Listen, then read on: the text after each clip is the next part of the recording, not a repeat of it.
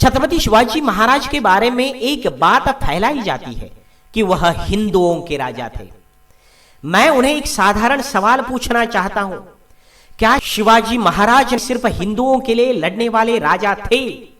तो उनके सैन्य में मुस्लिम सैनिक या सरदार या सेनापति क्या कर रहे थे? इसका उत्तर है आपके पास। आगरा पलायन के वक्त शिवाजी महाराज की जगह ली और मौत की लटकती तलवार का हंसते हंसते सामना किया वह मदारी मेहतर और हिरोजी फरजंद जाति से मुस्लिम थे। तोपखाना प्रमुख इब्राहिम खान मुस्लिम था। कोंकण समुद्र किनारे के आरमार दल का प्रमुख दरिया सारंग मुस्लिम था। 1648 में बीजापुर के लश्कर में से लगभग 500-700 मुस्लिम पठान शिवाजी महाराज के पास नौकरी के लिए आए थे। वह क्यों? शिवाजी महाराज ने मुगल सल्तनत के बादशाह औरंगजेब के पास जो वकील भेजा उसका नाम काजी हैदर था, वह भी मुस्लिम था। शिवाजी महाराज के पास सिद्दी हिलाल नाम का मुस्लिम सरदार था जिसने 1660 की लड़ाइयों में रुस्तुम जमा एवं फाजल खान के खिलाफ राजा शिवाजी का साथ दिया था।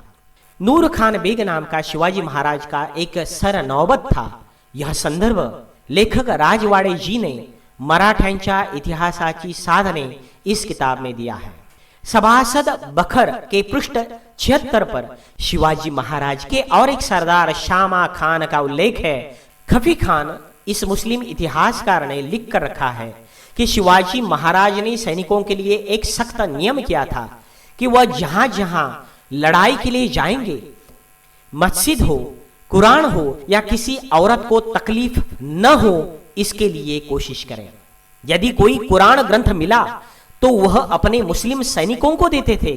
जब शत्रु की कोई नारी मिल गई तो जब तक उनके रिश्तेदार उन्हें छुड़ाने नहीं आते थे तब तक शिवाजी महाराज की स्वयं उनकी रक्षा करते थे। खफी खान इस मुस्लिम इतिहासकार ने लिख कर रखा है, शिवाजी महाराज सर्वधर्म समभाव के आद्य पुरस्कर्ता थे। इस बात का सबसे बड़ा सबूत क्या हो सकता है?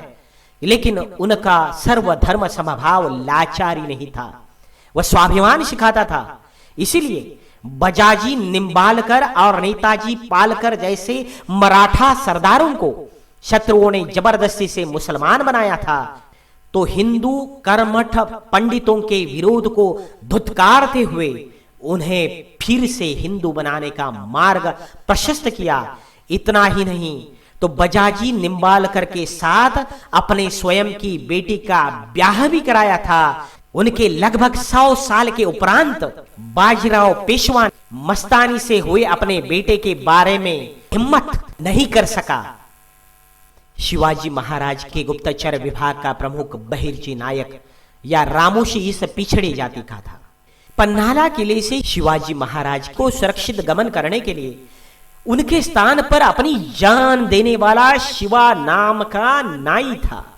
अफजल खान के साथ हुई लड़ाई में शिवाजी महाराज का साथ देने वाला, जान बचाने वाला जीवा महाला, यह भी जाति से नाई था। आपको यह सुनकर आश्चर्य लगेगा, चोरियां करने वालों को भी राजा शिवाजी ने किला बनाने वाले मजदूर या सैनिकों का काम दिया।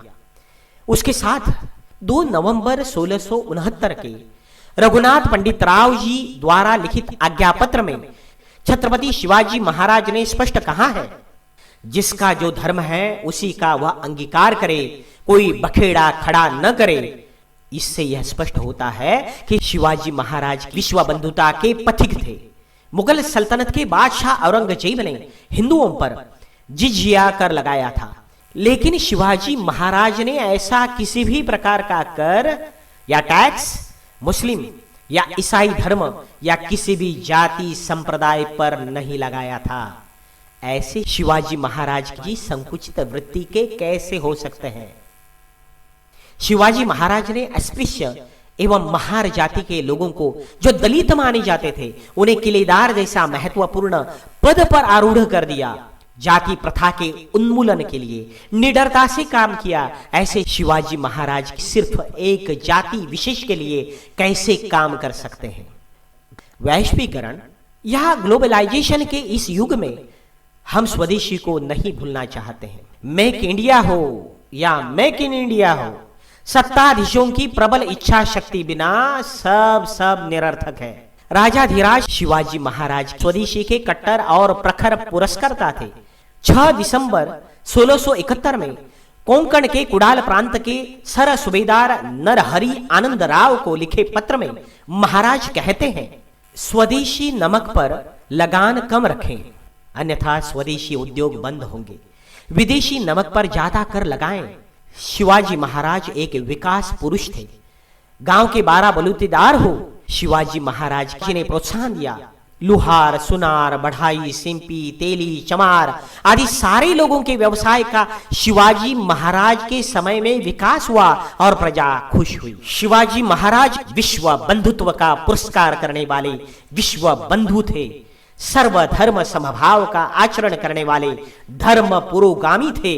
अंत में मैं फिर से दोहराता हूं कि आज जरूरत है जातीयता, प्रांतीयता, संकुचितता, राजनीति और स्वार्थ से ऊपर उठकर छत्रपति शिवाजी महाराज को अखंड भारत का सम्राट मानने के लिए आगे बढ़ने की। अभी आप सुन रहे थे Shivaji Maharaj part 5, speech by Rajendra Rane. भाषण के अगले खंड आप तुरंत पाना चाहते हो तो सब्सक्राइब करो राजेंद्र राणे यूट्यूब चैनल। वहाँ अनेक विषयों पर स्पीचो बुक है और आगे भविष्य में आएंगे। धन्यवाद। अभी आप सुन रहे थे शिवाजी महाराज खंड 5वां, प्रस्तुतकर्ता राजेंद्र राणे।